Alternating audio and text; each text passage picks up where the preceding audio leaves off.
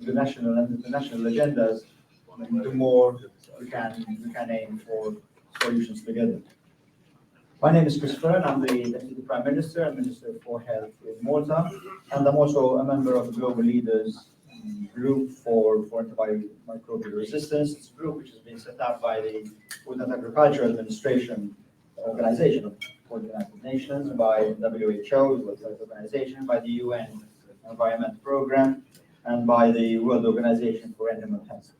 And we're working to bring AMR onto the agenda where it deserves to be, because antibiotics are a fantastic tool and we are at risk of losing the use.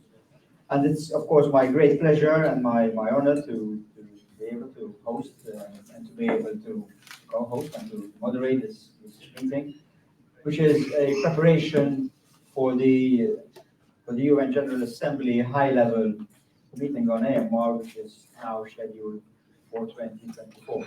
And as we gain momentum, we need to make sure that 2024, unless we can do this before, is a game changer when it comes to recognizing AMR as a big threat and doing something about it and implementing it, because that is eventually what we need to do. We are privileged to have with us a number of prime ministers, including two of our co-chairs of the Global Leaders Group, Their Excellencies Prime Minister of Bangladesh, Prime Minister Hasina, and Prime Minister Mottley of Barbados, who are with us today in person.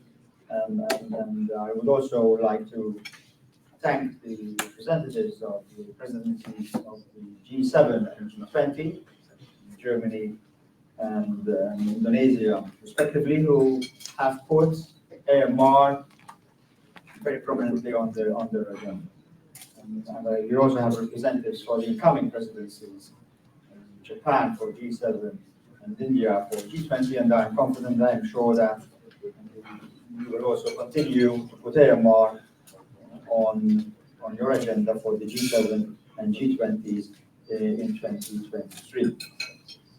But now I would like to introduce Prime Minister of Bangladesh, Her Excellency Prime Minister Hasina, for her opening remarks.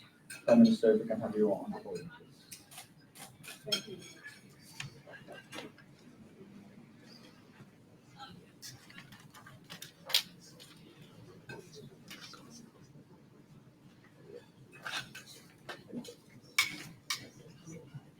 Madam Chair, Co-Chair, Excellencies, a very good morning to you all. I thank you for responding to our invitation to attend this meeting. AMR is a problem that can turn into a crisis. I can cost millions of lives worldwide. It can cost millions of lives worldwide. We need sustained political will and action to prevent it from happening.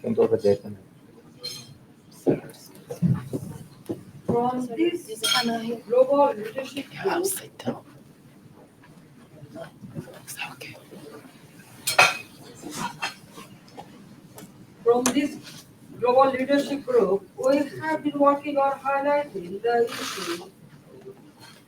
It is evident that more needs to be done. The strategic priorities are well identified. We have to make sure that they are duly implemented. They need to be anchored in a One Health approach. Nearly 150 countries already have their national action plans on AMR. Meaningful support is needed to implement the low and middle income countries. AMR should gain prominence in international development cooperation. The multi-partner drug fund set up in 2019 can be preferred instruments. A robust investment case for AMR needs to be made at global and national level. Surveillance is key to understanding the AMR burden and response to it. From Bangladesh, who have been reporting to glass platform since 2019, engagement of all concerned stakeholders in their patient-centered approach remains critical. Early diagnosis can be ensured through link with primary health care systems. A major cause for concern is the lack of research and innovation of new AMR vaccines and other treatments. The private sector needs proper incentives for the purpose. There are risks for AMR to develop some critical conclusions. The evidence and data gathered on this are quite eye-opening. There is no alternative to creating mass awareness about AMR. I again mentioning that the mass awareness. This is very, very important for every people, every corner. The annual global awareness week in November is a suitable occasion for them. AMR indicators have been developed for this disease. Reporting on those indicators can help develop AMR policies affecting human health, animal health, food systems, and environment. We must thank WHO, FAO, OIE, and UNDP for their collective work. This morning's meeting is being held to pray for the political momentum against AMR. We wish to hear and benefit from your thoughts and insights. I thank you all.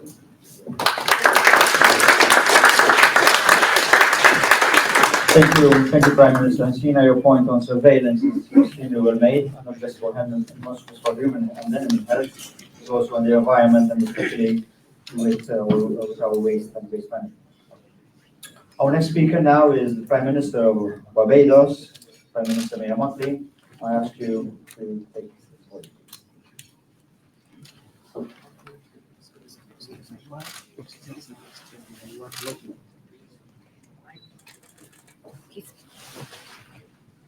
Good morning, everyone.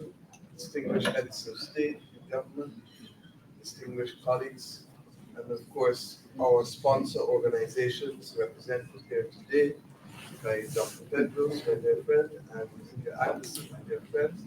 And we're missing our heads from OIE and FAO, but nonetheless, remember their critical involvement in this mission.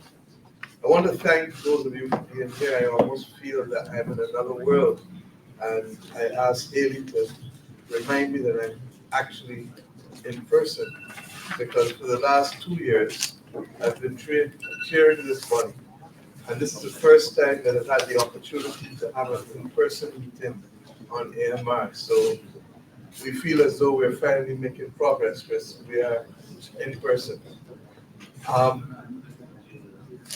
This issue is one of the most critical but invisible issues that face our world today. And this is not an issue that we can push under a carpet. I want to thank WHO for ensuring that the information related to the impact of AMR is finally available in tangible ways, letting us know that 1.2 million people die every year, every single year, as a result of this.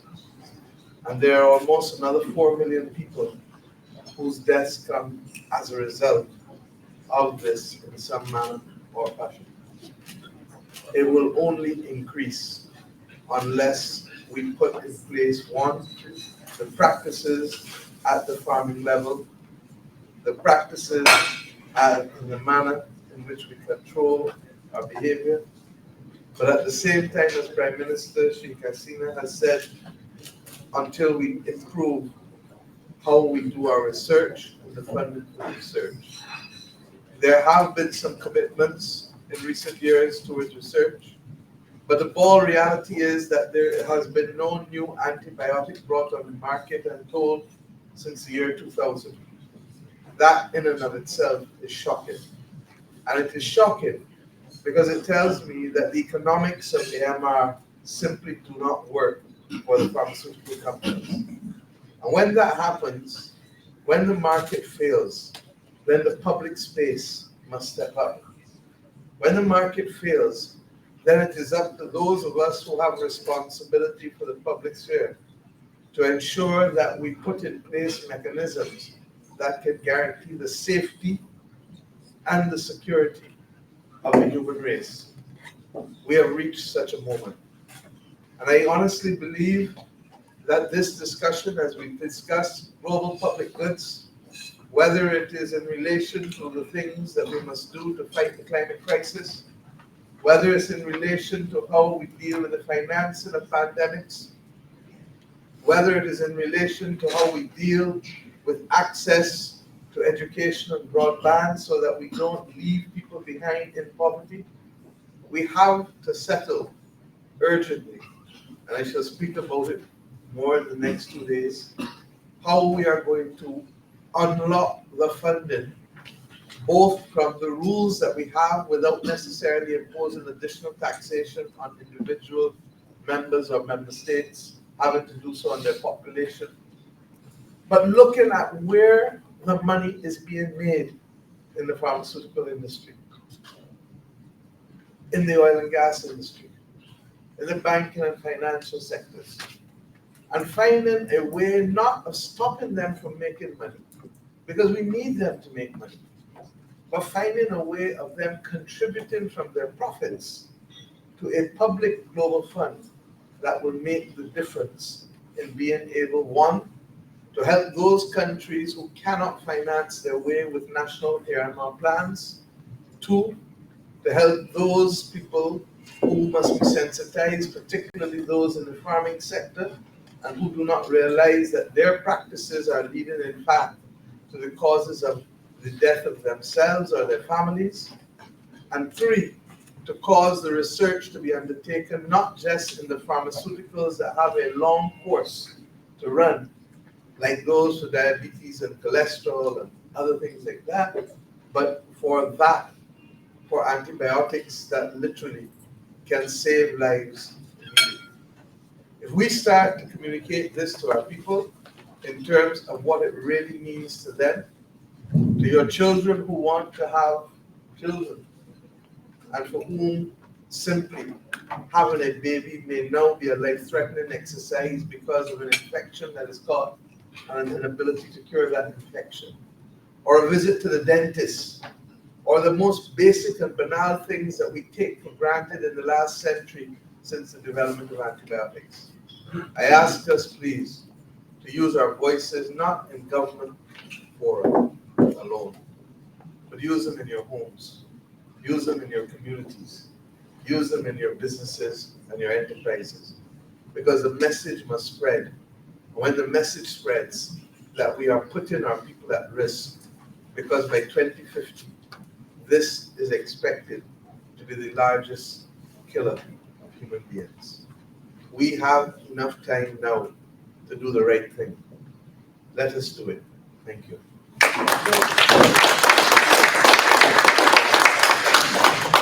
Thank you, Prime Minister Mottley. Thank you so much for, as you say, it's urgent, but might be uncomfortable. But unless we come out of our comfort zone, problems will not go away, and AMR will not go away. So thank you so much, Prime Minister Mottley, Prime Minister Hasina, for leading these last 2 years so ably the global leaders group on AMR.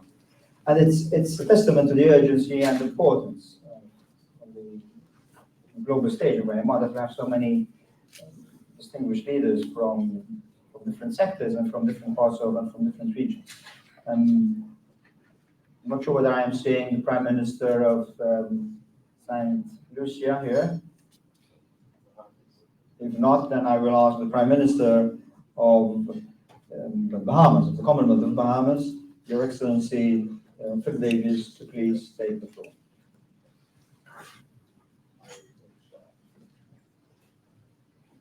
Morning to all. Thank you very much. As we grow as humanity and appreciate that our own conduct contributes to our own well-being or not being, it is very important for us to acknowledge those matters that stop us from being and to develop initiatives to curb the trend of us not being and to ensure our well-being. And so it is important, and I lend my voice to the clarion call given just before, that we take action now and not wait until it is no longer a threat, but it becomes a crisis. Because what we have seen over the last several decades is the fact that threats become crises. And when we see threats, if we don't move quickly enough, it will become a crisis, and sometimes maybe that crisis overburdens us all. And I just like to add one other fact to the cry for finding the key to unlock access to funding. It's one thing for us to, particularly small island developing states, have regard to the disruption of our supply chain because of geopolitical issues, like, for example, the invasion to Ukraine. It's one thing to unlock funding, but we also have to take into account that once the funding has been made available, that we are able to access the product that we need those funds for, and we're able to get those products to our various jurisdictions. And that has been a challenge with the disruption of the supply chain in recent years. But I'm happy to be a part of this. This issue of AMR came to my attention at Kigali, I think, when I met Chris, and I'm very interested in becoming part of the voice in alerting the world that action is required and required now. Thank you very much. Thank you so much, Prime Minister, and yes, your contribution has been very well taken on, and we are very grateful that you are again contributing so powerfully to this debate. I now would like to ask the Minister, His Excellency, the Minister for Development Cooperation in Denmark, and His Excellency, Minister Mortensen, to take the podium, please. Thank you very much, Excellencies, friends, and dear colleagues. We have to speak very loud in this issue because this is extremely important. And the threats of AMR to public health is really serious, and the challenges are many and very complex.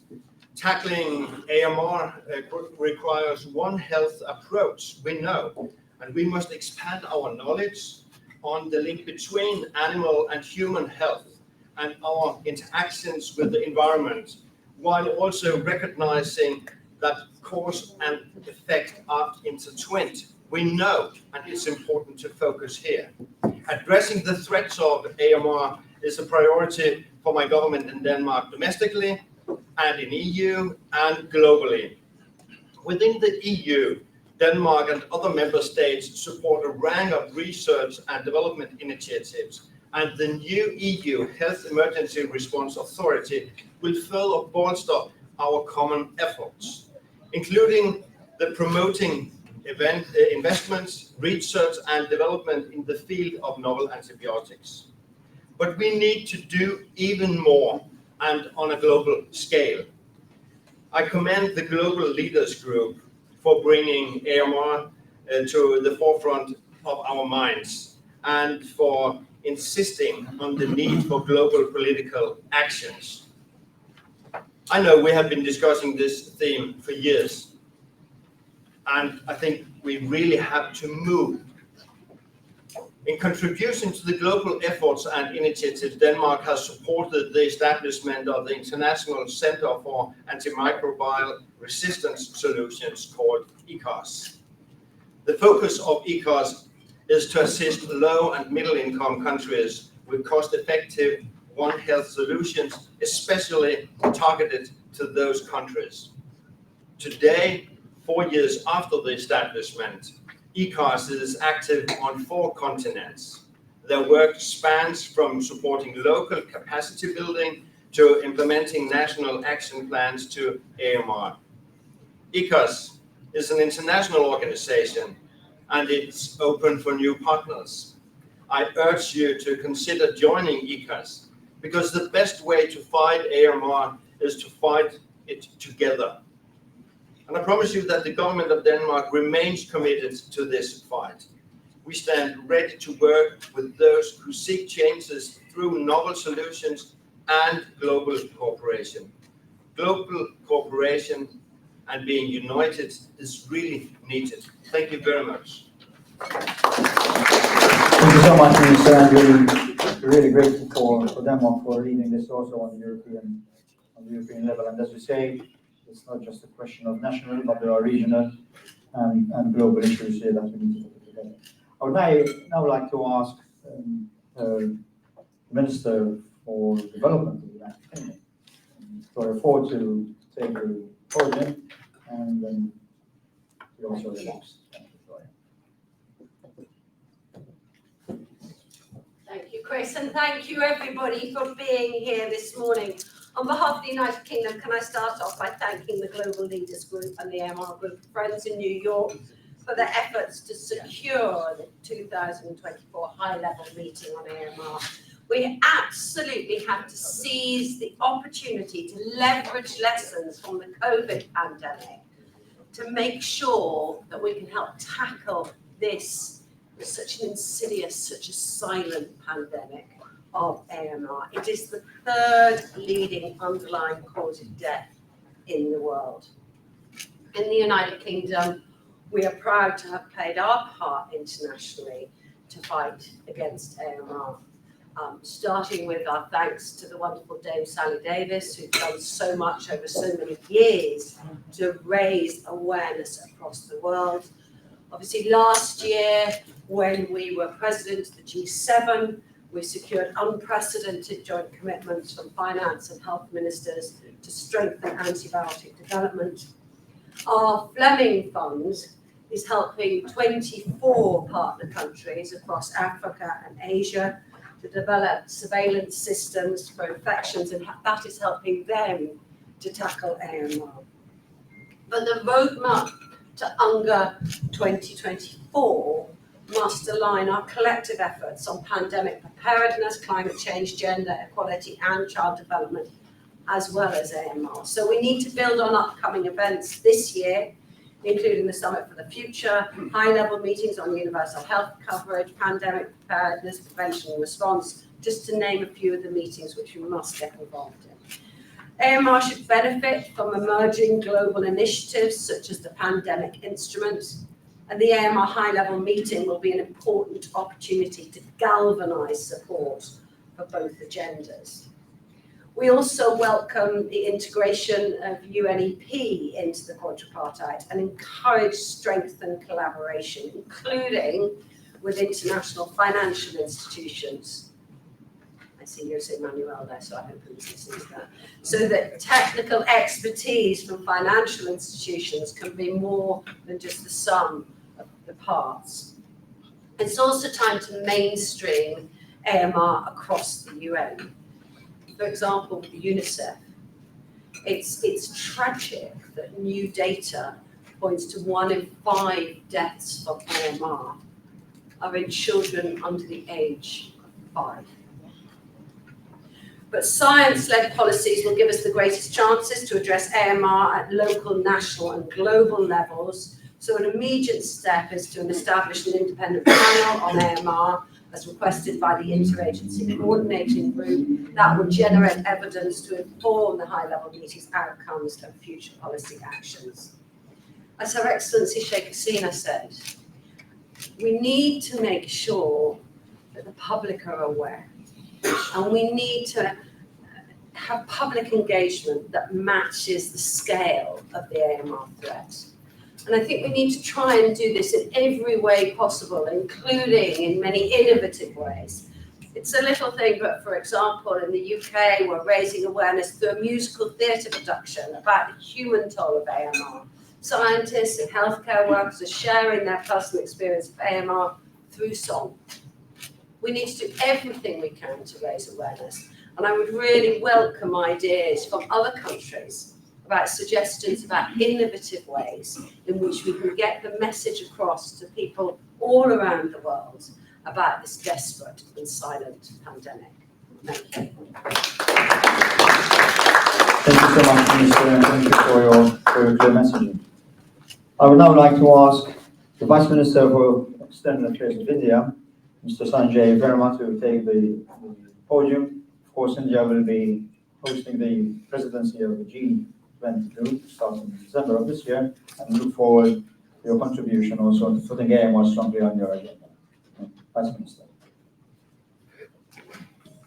Excellencies, good morning. I think this is a very impressive gathering. We have such leading and tall figures, personalities we have seen guide us through one of the biggest crises we have faced. And it's time to be grateful that we are reclaiming our lives and focusing on several other important issues which will challenge us going ahead. I particularly congratulate Bangladesh and Barbados for giving political momentum to this very important initiative. Excellencies, antimicrobial resistance threatens to reverse the essential benefits of antibiotics not only in humans, where decades of advancements in healthcare outcomes are endangered, but also in the food production industry. As the world moves towards sustainable development goals, food safety is a critical element to improve and strengthen global health and ensure sustainable development. India co-sponsored the resolution to have the high-level meeting on antimicrobial resistance in 2024, and we commend the role played by the Global Leaders Group in accelerating this process. If I may share some perspectives from India on this very important subject, in April 27, we launched the National Action Plan on Antimicrobial Resistance. The Prime Minister himself led from the very front. Prime Minister Modi urged the rational use of antibiotics based on proper medical prescription, including the use of red band markers on antibiotic packaging. In India, there's several initiatives. I'd like to focus on a couple of them. The Indian Council for Medical Research has established antimicrobial resistance surveillance and research network comprising 30 tertiary care hospitals, both private and government, to generate evidence and capture trends and patterns of drug-resistant infections in the country. We are building a very strong and robust digital backbone for governance and delivery of services. Digital health is at the center of governance in India, and I think the tracking mechanism which will be embedded in our digital health programs would be something we would be happy to share with countries. I may also add that the Government of India has notified several regulations to promote judicious use of antimicrobials. We continue to promote the rich heritage of traditional medicines comprising Ayurveda, Yoga, Naturopathy, Unani, Siddhi, and Homeopathy in pursuit of more holistic, healthy life. In addition to these regulations, there are two issues on which Government of India is focusing, which I think are very important going forward and have been mentioned earlier. One is strengthening education and awareness among the general public regarding use of antimicrobials, and secondly, driving innovation for new antimicrobials with an essential component of antimicrobial stewardship and their evidence-based use.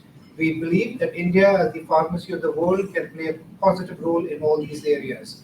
As I conclude, I would like to reiterate a firm commitment to the action on antimicrobial resistance, and we look forward to enhanced international cooperation in this field. As India takes over the G20 presidency later this year, we hope that we can build stronger cooperation on global health, including in this specific field. I thank you for your attention. Thank you very much.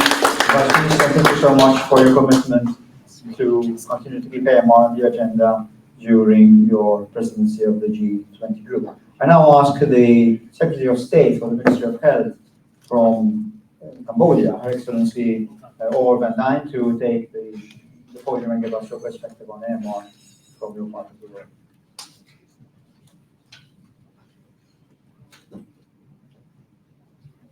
Thank you very much for the opportunity to talk. Excellencies, ladies and gentlemen, thank you for the invitation.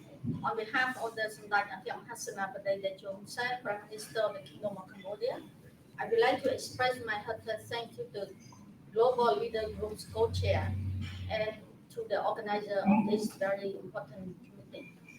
Under the brilliant advice leadership of Samdech Prime Minister of the Kingdom of Cambodia, the COVID-19 pandemic has been successfully managed in Cambodia with the COVID-19 vaccination coverage of about 95% of the total 16 million population that allow Cambodia to reopening the country since 1st of November 2021.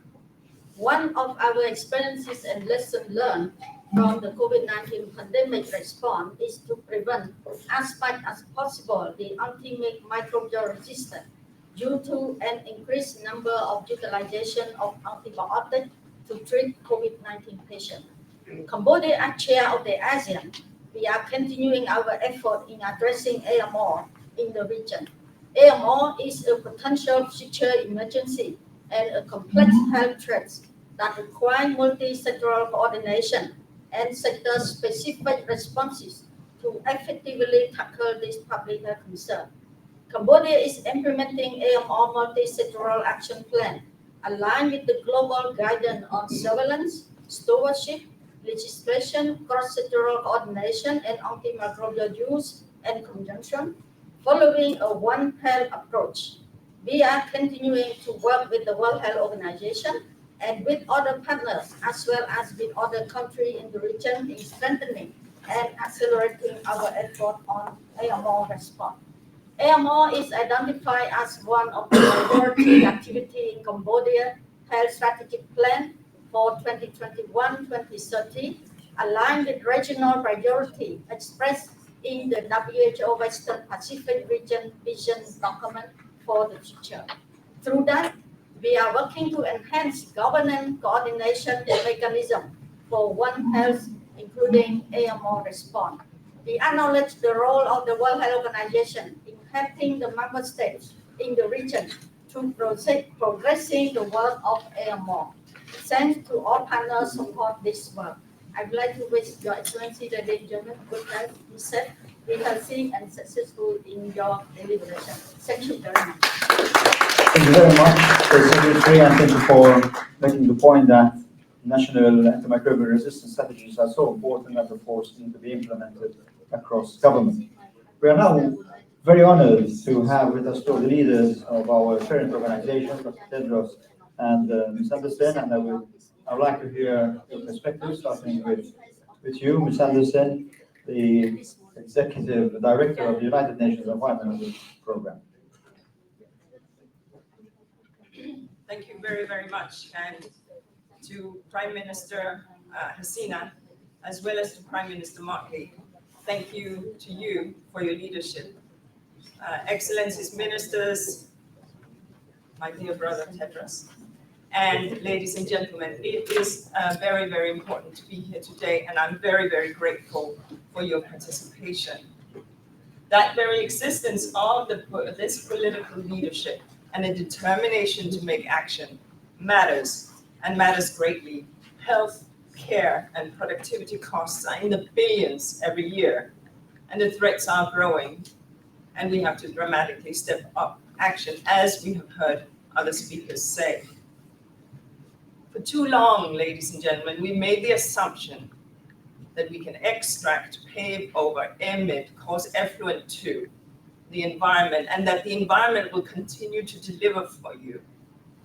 The reason why UNEP is inside of this circle is, of course, that the antibiotics we take go down the drain, quite literally, and into the environment. The antibiotics we pump into our animals for their protection, yes, but overpump goes right into the sewerage and into the open water stream.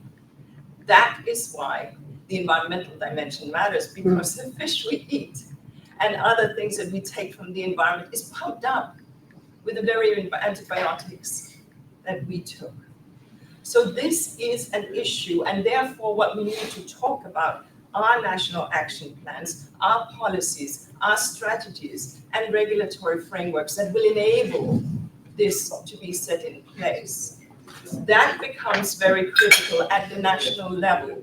But beyond that, if we can work together at the international level to take these actions together, we will get there. And ladies and gentlemen, we know this from all of the environmental crises. No country is an island. No country can do it on its own. It is only by strengthened multilateralism that we can get this done. And we at UNEP work, of course, inside the environmental box, so to speak, and these are the tools that we bring as solutions. This November, at the 3rd Ministerial Conference on AMR, we will issue a report that precisely talk about the standards for effluent charge, talk about the national and legal regulatory frameworks that should be put in place to enable a comprehensive approach. We at UNEP and now the world speak about a triple planetary crisis, the crisis of climate change, the crisis of nature and biodiversity loss, and yes, the crisis of pollution and waste. And these crises, AMR belongs inside of these, and we need to understand, and I heard Prime Minister Mottley speak about global public goods. These issues that we are pushing into the environment are coming back to haunt us. The environment is sending us invoices. We assume that these emissions were free, but they are not.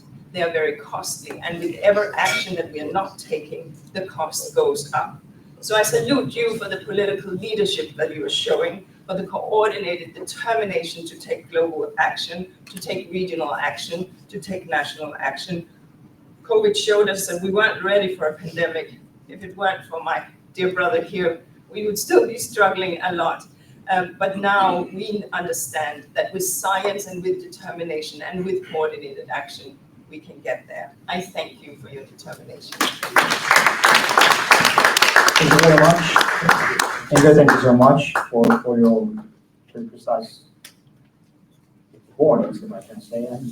And of course, the environment is an integral part in the solution, even in any possible solution that we can have towards this global problem. It's my honor now to ask Dr. Tedros, Director General for the World Health Organization, to take the panel. Your leadership over these last few years has inspired us all.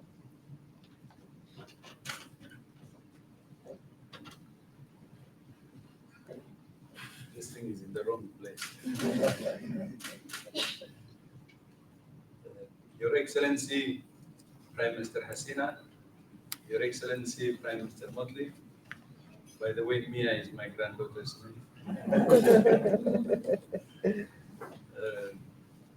Your Excellency, Prime Minister Philip Davis, Your Excellency, Christopher Fearne, our moderator, Excellencies, Ministers, dear colleagues and friends.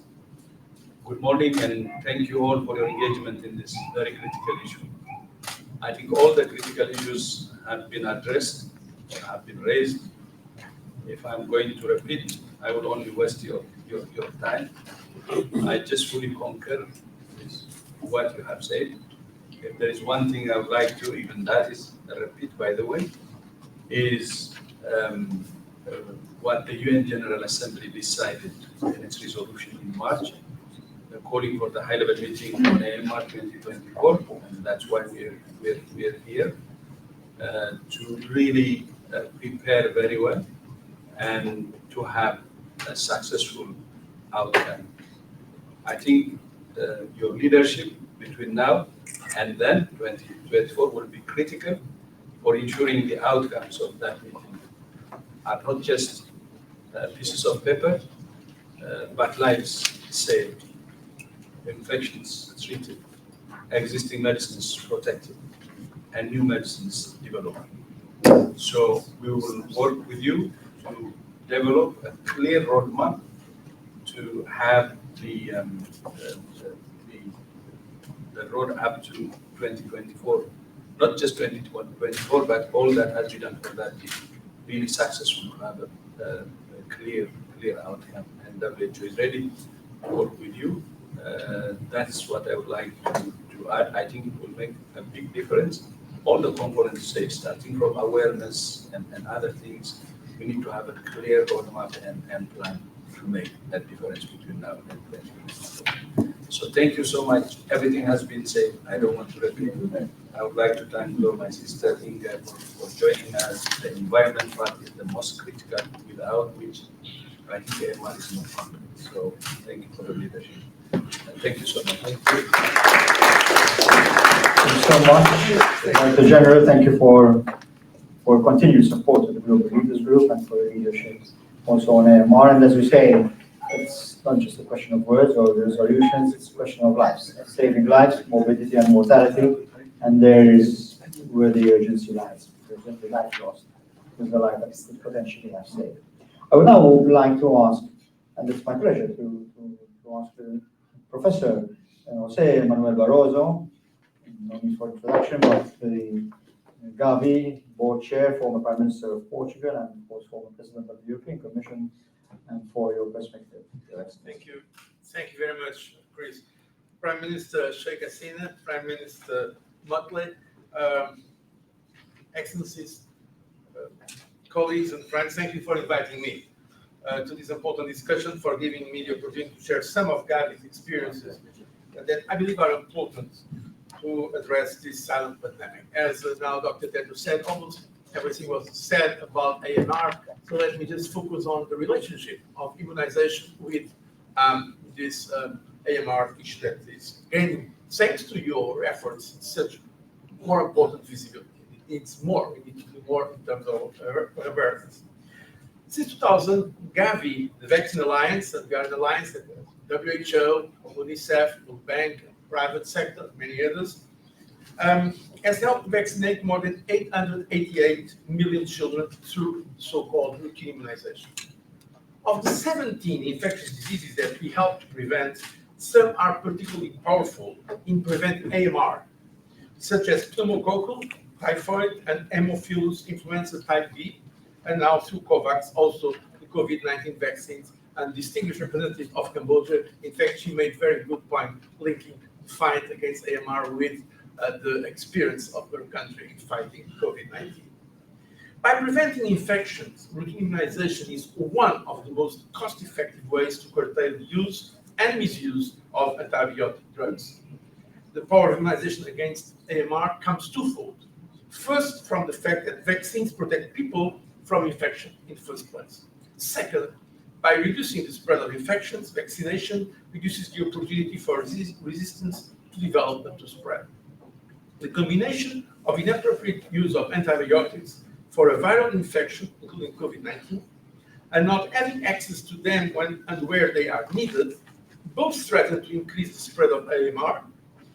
And we have seen now a study that found that the pneumococcal vaccine can prevent 23.8 million episodes of antibiotic-treated illness in children. So we are speaking about very, very important critical issues of life and death. New immunization data show that 25 million children globally missed out on one or more doses of life-saving vaccines in 2021. That is why Gavi is focusing on equity and reaching the so-called zero-dose children, those who have not received even a single dose of a routine childhood vaccine, what often found in vulnerable and marginalized communities. At the same time, through COVAX, we have built the foundations of an architecture to help end the current crisis and strengthen health resilience against future pandemics, including the AMR, one that will make. The spread at which the world has rallied to develop these vaccines and building on the experience of COVID-19 provides, I believe, an inspiring model for how we collectively can tackle AMR. We will continue to drive efforts towards leaving no one behind with immunization. We look forward to working with you in the fight against AMR. Gavi, myself, if we can be helpful, we are ready to support you in these efforts. We believe, as it was very well said, it has to be a truly multilateral effort. So I really welcome all the commitments made at UN level, WHO, leadership, and also G20 and other global instances leadership, because we really need to have this multilateral effort. Because as with COVID-19, when it comes to AMR, no one is really safe until we are all safe. Thank you very much for your kind attention. Thank you so much, Professor Barroso. Thank you for bringing the perspective from Gavi and the importance and relevance of vaccination programs also in tackling AMR.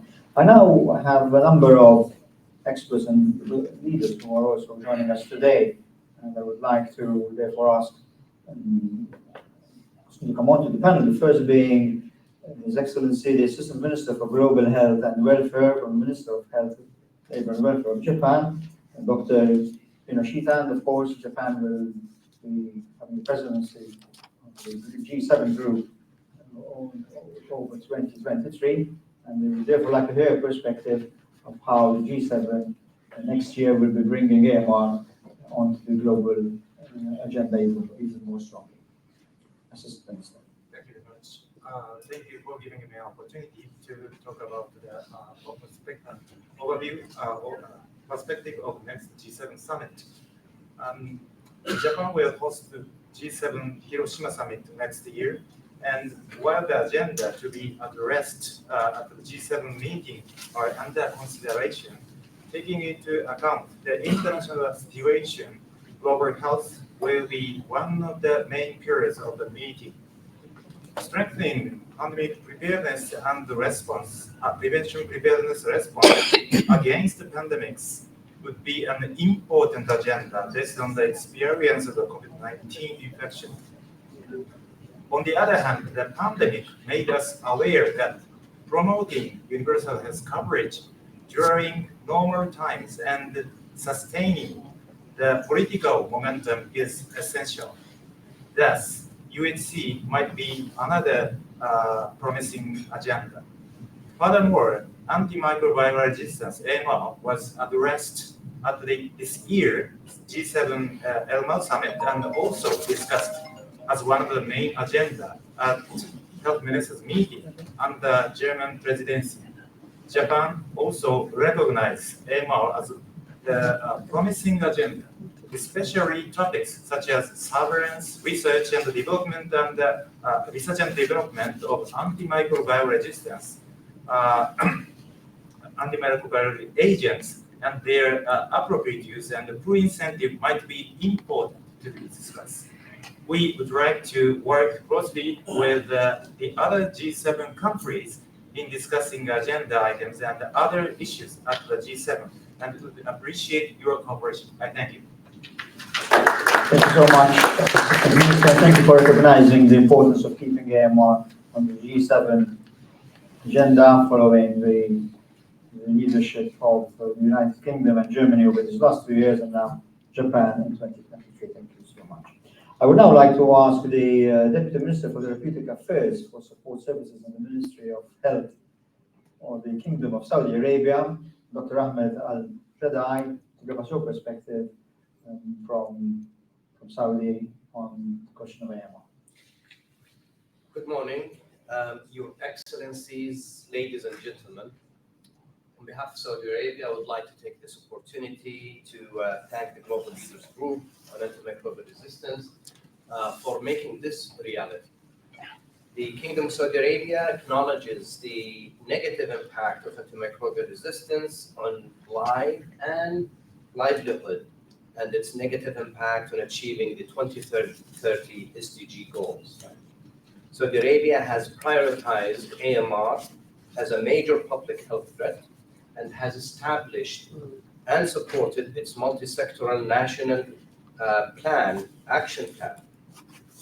We have prioritized AMR during our G20 presidency in both health and agriculture tracks, and we are keen on explicitly incorporating AMR in the pandemic and preparedness instrument currently being negotiated.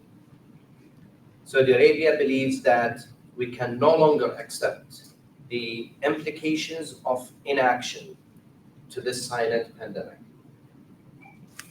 The AMR pandemic is in need of collaborative and orchestrated response. Saudi Arabia has supported the WHO with $21.6 million to provide the global coordination on AMR and to support the global progress on national AMR action plans. We're also looking forward to a strong participation on the upcoming third ministerial conference in Oman, and we hope to see you there. Thank you. Thank you so much. And yes, we said to be in Oman in November of this year. We have a message later on from Stan, actually, from the Minister from Oman. But meanwhile, I would like to ask Dr. Elizabeth Ndiwe Makabula to join us on the podium and give us her perspective from the African region of the World Health Organization on tackling AMR.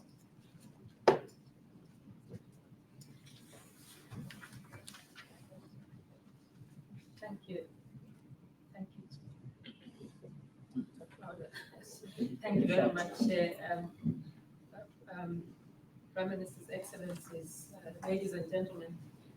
In these few minutes that I have, I think I would just like to emphasize the points that have been made by the distinguished delegates who have spoken.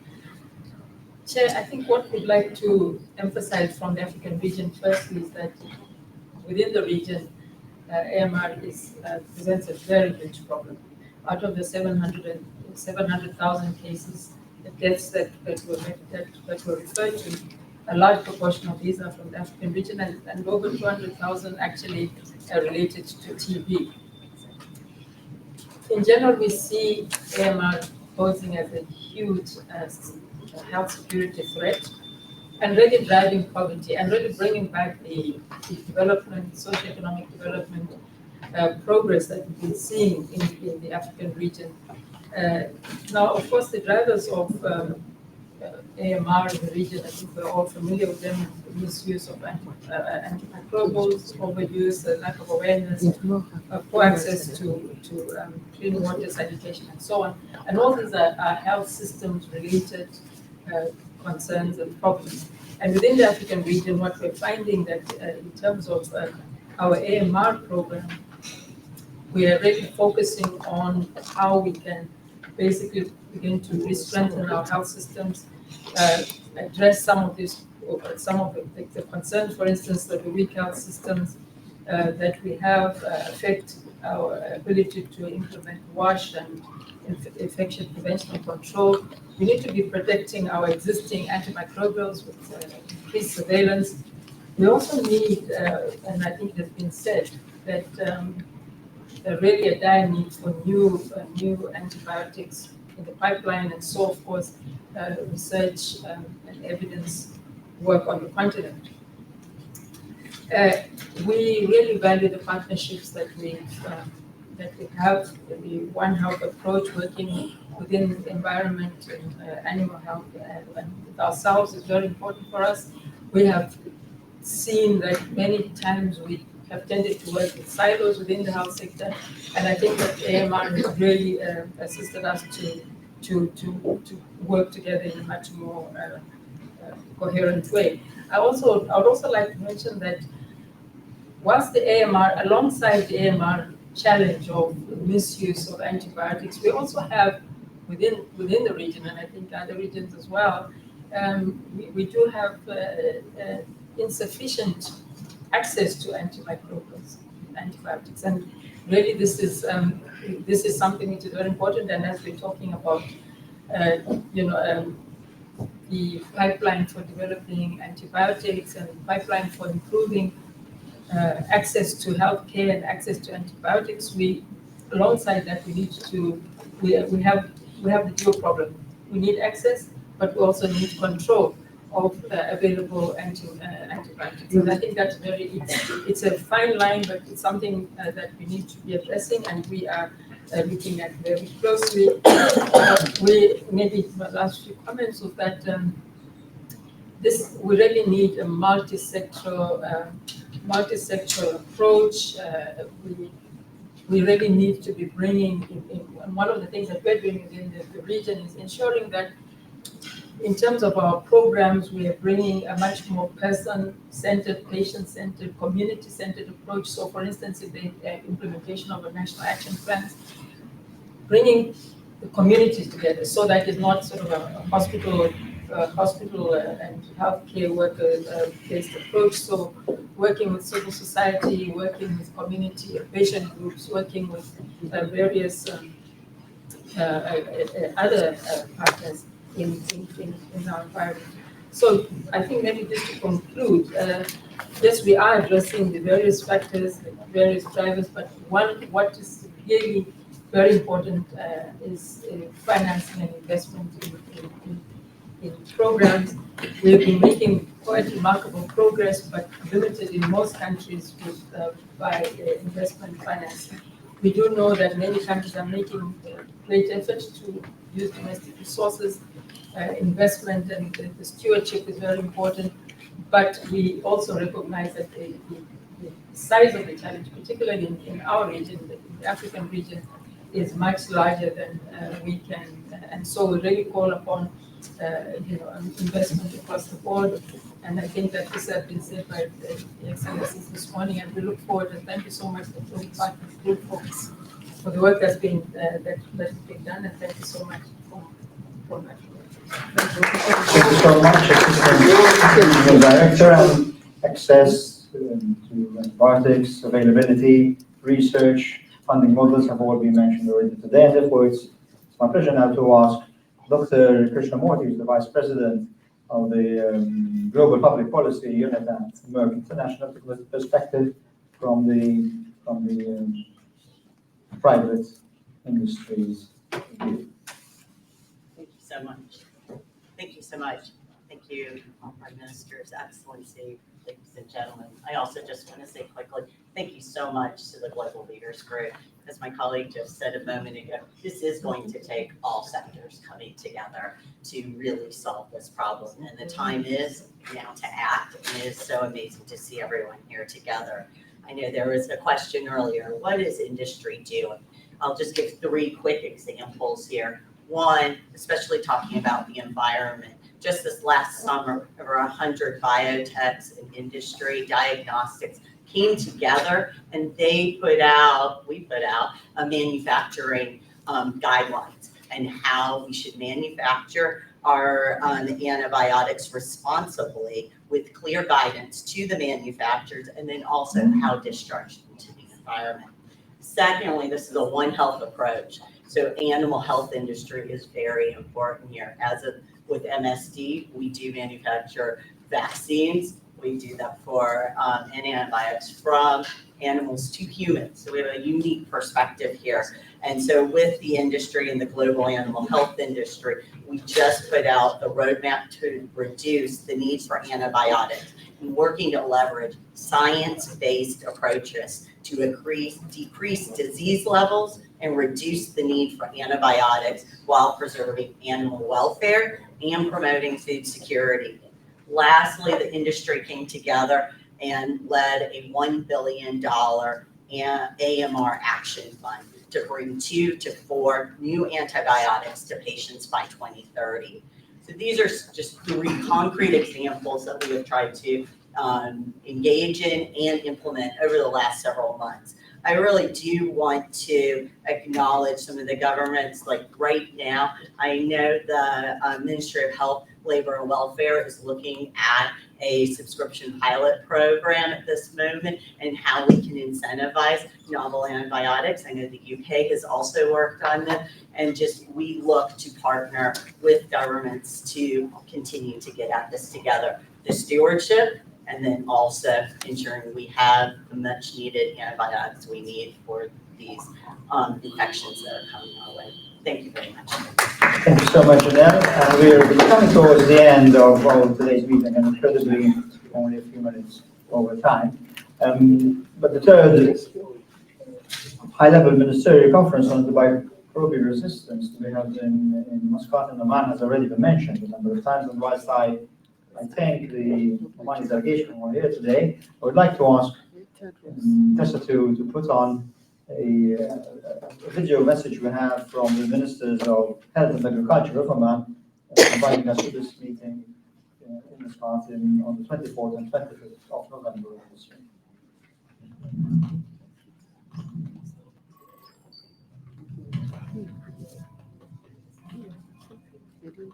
أرحب بكم محدثكم سعود بن حمود الحبسي وزير الثروة الزراعية والسمكية وموارد المياه بسلطنة عمان. وأنا محدثكم الدكتور بلال بن علي السبتي وزير الصحة بسلطنة عمان. يطيب لنا في هذا المقام أن نوجه دعوتنا الودية لزملائنا وزراء الصحة والزراعة والبيئة لحضور المؤتمر الوزاري الثالث لمقاومة المضادات الحيوية والمزمع عقده بمسقط سلطنة عمان 24 و25 من نوفمبر من العام الجاري. تمثل مقاومة المضادات الحيوية جائحة عالمية خطيرة يفقد ما لا يقل عن 5 ملايين شخص أرواحهم كل سنة بسبب ذلك، كما تشكل تهديداً على ما تحقق في الآونة الأخيرة في مجالات الصحة البشرية والحيوانية من أمن وسلامة الغذاء والنمو الاقتصادي والتنمية.